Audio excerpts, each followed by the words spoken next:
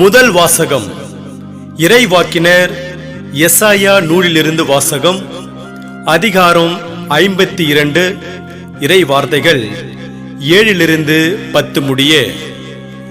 நற்செய்தியை அறிவிக்கவும், நல்வாழ்வை பலப்படுத்தவும், நலம் தரும் செய்தியை உரைக்கவும், விடுதலையை பறைசாற்றவும், சீயோனை நோக்கி உன் கடவுள் அரசாளுகிறார் என்று கூறவும், வருவோனின் பாதங்கள் மலைகள் மேல் எத்துணை அழகாயிருக்கின்றன.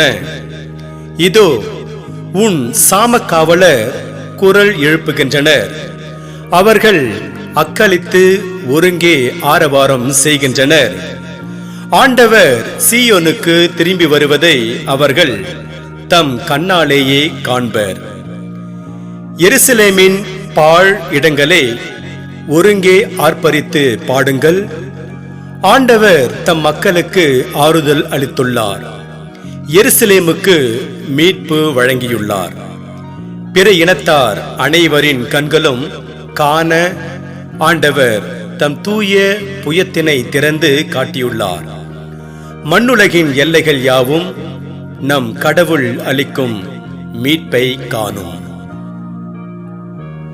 ஆண்டவரின் அருள்வாக்கு.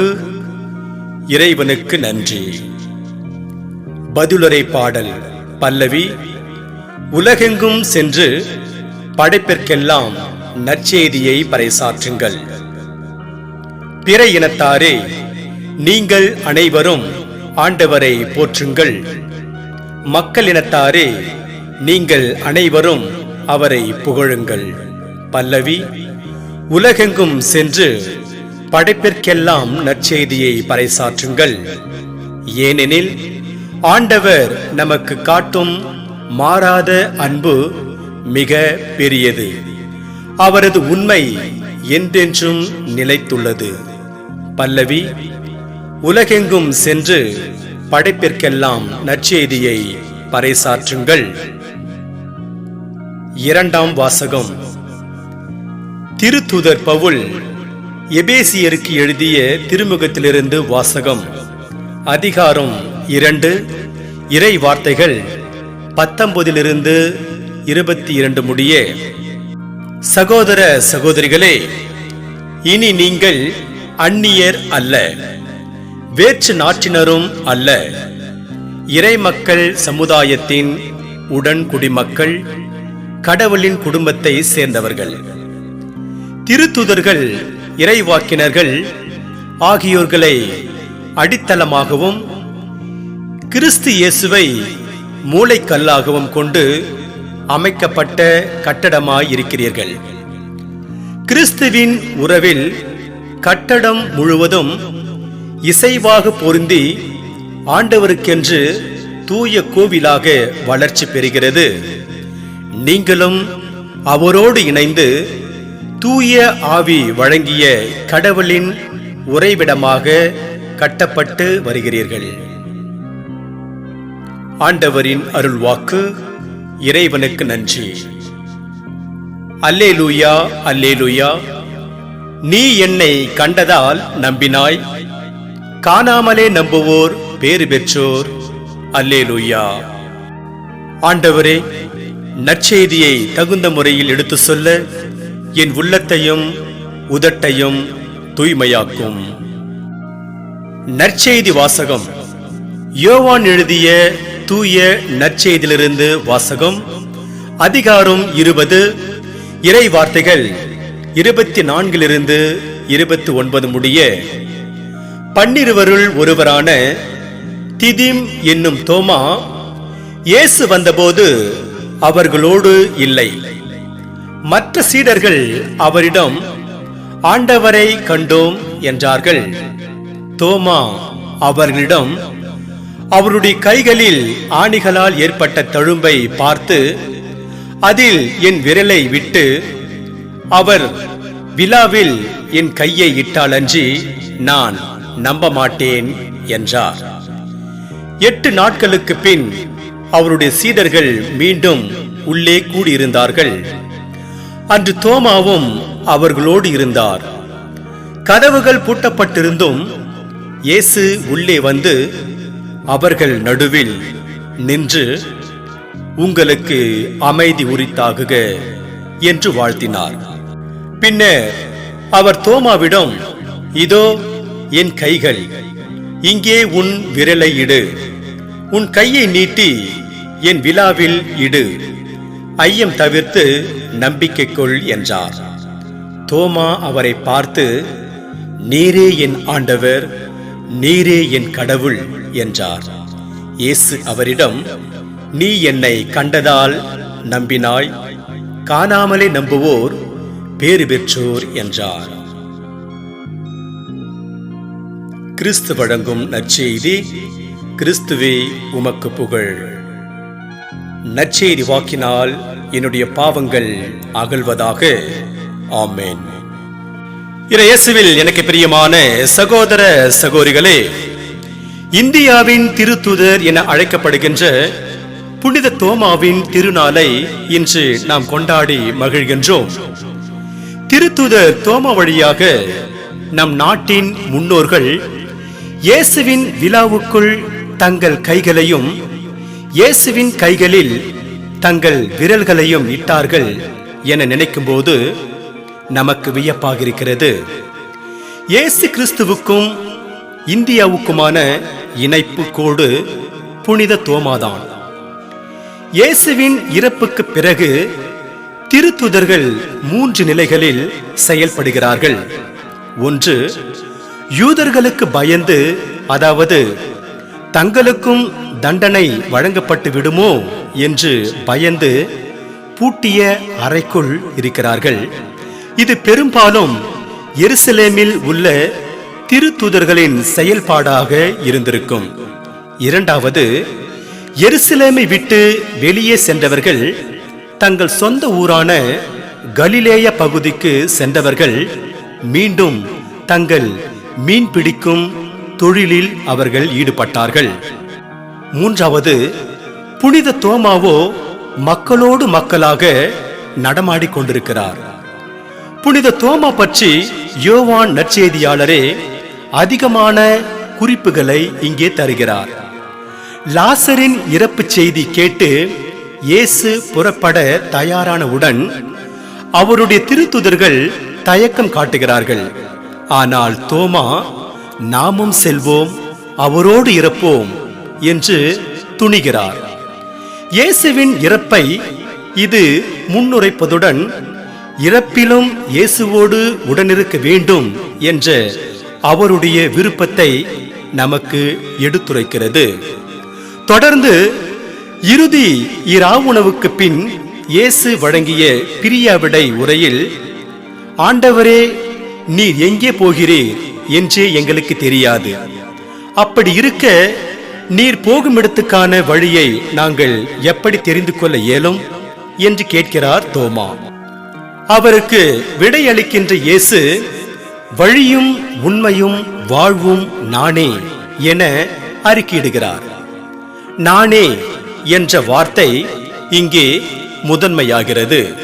ஏனென்றால் பழைய ஏற்பாட்டில் விடுதலை பயண நூலில் இருக்கின்றவராக இருக்கின்றவர் நானே என்று ஆண்டவராகிய கடவுள் மோசேக்கு தன்னை வெளிப்படுத்துகிறார்.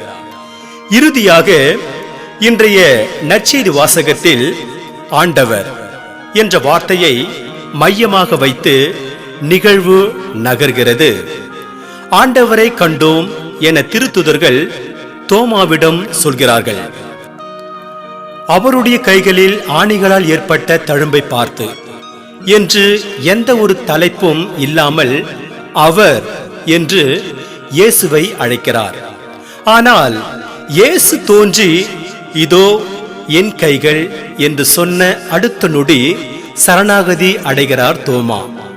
நான் சீடர்களிடம் சொன்னது இயேசுவுக்கு எப்படி தெரிந்தது என அவர் தன் மனதிற்குள் கேட்டிருப்பார். அல்லது இயேசுவின் இருத்தல் அவரை மிகவும் ஈர்க்கக்கூடியதாக இருந்திருக்கும். தோமா இந்த இடத்தில் செய்யும் நம்பிக்கை அறிக்கை மிகவும் மேலானது. நீரே என் ஆண்டவர், நீரே என் கடவுள் என்று தனிப்பட்ட நம்பிக்கை அறிக்கை செய்கிறார் தோமா. இறையேசுவில் எனக்கு பிரியமான சகோதர சகோதரிகளே, இதுதான் தோமா இன்று நமக்கு முன்வைக்கும் பாடம். ஆண்டவராகிய கடவுளை நான் தனியாக அனுமதித்தால் அன்றி அவரை நம்ப முடியாது. இறை அனுபவம் என்பது ஒரு தனிப்பட்ட அனுபவம். நம் தந்தை மற்றும் தாயின் அனுபவத்தை போன்றே இது தனித்துவமானது. இறை அனுபவம் பல நேரங்களில் நமக்கு புலப்படும் விதமாக இருப்பதில்லை. புலன்களுக்கு புறம்பானதால் அது இல்லை என்று ஆகிவிடுவதில்லை. என் ஆண்டவரே, என் கடவுளே என்ற சரணாகதி நம் வாழ்வின் ஒவ்வொரு நொடியிலும் இருந்தால் எத்துணை நலமாக இருக்கும். இன்றைய முதல் வாசகத்தில் இறைவாக்கினர் எசாயா நற்செய்தியை அறிவிக்கவும், நல்வாழ்வை பலப்படுத்தவும், நலம் தரும் செய்தியை உரைக்கவும், விடுதலையை பறைசாற்றவும், சீயோனை நோக்கி உன் கடவுள் அரசாளுகிறார் என்று கூறவும், வருவோரின் பாதங்கள் மலை மேல் எத்துணை அழகா இருக்கின்றன என உரைக்கிறார். மெசியா வருகையை முன்னறிவிக்கும் பாடமாக இருக்கும் இந்த இறைவாக்கு நம்பிக்கையையும் எதிர்நோக்கையும் தருகிறது. பழங்காலத்தில் செய்திகள் அறிவிப்பவர் மலை மேல் ஏறி நின்று எல்லா மக்களுக்கும் கேட்குமாறு அறிவிப்பார். போர் மற்றும் வன்முறையின் செய்திகளை கேட்டு பயந்து நின்ற மக்களுக்கு ஆறுதல் மற்றும் அமைதியின் செய்தியை அறிவிக்கின்றார் இந்த தூதர். இவரின் செய்தி நல்வாழ்வையும் விடுதலையையும் தருகிறது. புனித தோமா நம் மண்ணில் அறிவித்த செய்தியும் நமக்கு நல்வாழ்வையும் விடுதலையையும் கொண்டு வந்தது. இன்று நாம் ஒருவர் மற்றவருக்கு நற்செய்தி அறிவிக்க கடமைப்பட்டுள்ளோம். நம் வாழ்வையே நற்செய்தியாக அமைத்துக் கொள்ளுமாறு நம்மை அழைக்கிறார் திருத்தந்தை பிரான்சிஸ். இன்றைய இரண்டாவது வாசகத்தில் பார்க்கிறோம், கட்டடம் என்னும் உருவகத்தை பயன்படுத்தி திரு அவையின் ஒழுங்கு மற்றும் ஒருங்கு நிலையை எபேசு நகர மக்களுக்கு எடுத்துரைக்கிறார் புனித பவுல். திருத்தூதர்கள் இக்கட்டடத்தின் அடித்தளமாக இருக்கிறார்கள். ஏனென்றால் அவர்கள் எடுத்துரைத்த நற்செய்தியின் வழியாகவே நம்பிக்கையாளர்கள் கிறிஸ்துவோடு இணைகிறார்கள். தோமா என்னும் கலை மாந்தரை ஏற்றுக்கொள்ளப்படாத நற்செய்தி என்று சொல்லப்படுகின்ற தோமையாரின் நற்செய்தியிலும் பார்க்கிறோம். இவர் நமக்கு சொல்லும் பாடங்கள் எவை? ஒன்று, பெயர். யோவான் நற்செய்தி இவரை திதிம் என்னும் தோமா என்றும், ஏற்றுக்கொள்ளப்படாத நற்செய்தி இவரை திதிம் யூதாசு தோமா என்றும் அழைக்கிறது. திதிம் என்றால் இரட்டை என்ற சொல்லை பற்றி நிறைய ஆராய்ச்சிகள் நடக்கின்றன. இவர் இரட்டையர்களில் ஒருவர் என்று அதிகமாக சொல்லப்படுவது உண்டு. நான் திதிம் என்பதை இரு நிலைகளில் புரிந்து கொள்கிறேன். ஒன்று, திதிம் என்பது தோமாவிடமிருந்து இரட்டிப்பு தன்மையை குறிக்கிறது. இவர் தன்னிலேயே பிளவுண்ட மனிதர். இயேசு யூதேயாவுக்கு செல்ல விரும்பும் போது அவரோடு சென்று இறக்க விரும்புகிறார். ஆனால் உயிர்த்த ஆண்டவர் மற்ற சீடர்களுக்கு தோன்றிய போது நான் நம்ப மாட்டேன் என அவநம்பிக்கை கொள்கிறார். ஒரே நேரத்தில் துணிவும் அவநம்பிக்கையும் கொண்டவர்தான் தோமா. இரண்டாவது, இவருடைய நற்செய்தியில் இயேசுவும் நாமும் எல்லா மனிதர்களும் இரட்டையர் என்று கொடுக்கப்பட்டுள்ளது. இது இயேசுவை பற்றிய புதிய புரிதலையும் நம்மை பற்றிய புதிய புரிதலையும் தருகிறது. இயேசு நம்மை போன்றவர், நாம் அனைவரும் இயேசுவை போன்றவர்கள். இன்னும் இதை நாம் உணராமல் இருக்கிறோம். அதுதான் பிரச்சனை. இரண்டாவதாக, கேள்வி கேட்பது நல்லது. யோவான் மற்றும் தோமா நற்செய்தி நூல்களில் தோமா கேள்வி கேட்கும் நபராக இருக்கிறார். ஆண்டவரே, நீர் எங்கே போகிறீர் என்று யோவானிலும் மற்றும் இறையாட்சி பற்றிய நிறைய கேள்விகளை தோமாவிலும் கேட்கிறார். நம் வாழ்வில் எழும் கேள்விகள் இயேசுவிடம் கடவுளிடம் எழுப்புவது நலம் என கருதுகிறேன். மூன்றாவது, குழுமம் இன்றியமையாதது. உயிர்த்த இயேசு வந்தபோது தோமா அவர்களோடு இல்லை. குழுமம் இயேசுவின் சீடர்களுக்கு மிக முக்கியமானது. இந்த குழுமம் ஒருவர் மற்றவர் முன் இயேசுவை பற்றி சான்று பகரும் இயங்கு தலமாக அமைகிறது. நான்காவது, இயேசுவே கடவுள். நீரே என் ஆண்டவர், நீரே என் கடவுள் என்று யோவானில் அறிக்கையிடுகிறார் தோமா. தோமா நற்செய்தியில் இயேசுவே தன்னை கடவுளாக அவருக்கு வெளிப்படுத்துகிறார். ஐந்தாவது, காணாமல் நம்புதல். நம்பிக்கை கொள்ளுதலுக்கான பாடமாக, அதுவும் காணாமலே நம்புவதற்கான பாடமாக நம்முன் என்றும் நிற்பவர்தான் புனித தோமா. ஆறாவது, வழிபோக்கனாய் இரு. தோமா நற்செய்தியில் வசனம் 42 பார்க்கிறோம். இயேசு சொல்லும் இந்த குறுகிய வசனத்தை கொண்டுள்ளது. வழிபோக்கனாய் இரு. அதாவது எதையும் பற்றி கொள்ளாமல், எதையும் சுமக்காமல், எதன் மேலும் இலக்கியாமல், நீ தொடங்கிய புள்ளியையும் அடைய வேண்டிய புள்ளியையும் மனதில் வைத்து நடந்து கொண்டே இரு. அதிக சுமை தூக்கும் வழிபோக்கனும், அதிகமாய் கவனம் சிதறும் வழிபோக்கனும் இலக்கை அடைவதில்லை. சற்றே வித்தியாசமான ஒரு விடயமும் தோமா நற்செய்தியில் இருக்கிறது. நீங்கள் நோன்பிருந்தால் பாவம் செய்வீர்கள், ஜெபித்தால் தீர்ப்புக்கு உள்ளாவீர்கள், தர்மம் செய்தால் உங்கள் ஆன்மாவுக்கு தீங்கிழைப்பீர்கள். ஆனால் பொய் சொல்லாதீர்கள், நீங்கள் வெறுக்கும் ஒன்றை நீங்களே செய்யாதீர்கள். ஏனென்றால் எல்லாம் உண்மையையே நோக்கியிருக்கிறது. தோமாவும் அவருடைய நற்செய்தியும் மறைபொருளே. புரிவது போலவும் புரியாதது போலவும் இருக்கும் அவரும் அவருடைய நற்செய்தியும் இன்றும் அவரை திதிம், அதாவது இரட்டை என்றே அடையாளப்படுத்துகிறது. இறைவன் உங்கள் அனைவரையும் நிறைவாக ஆசீர்வதிப்பாராக. ஆமென்.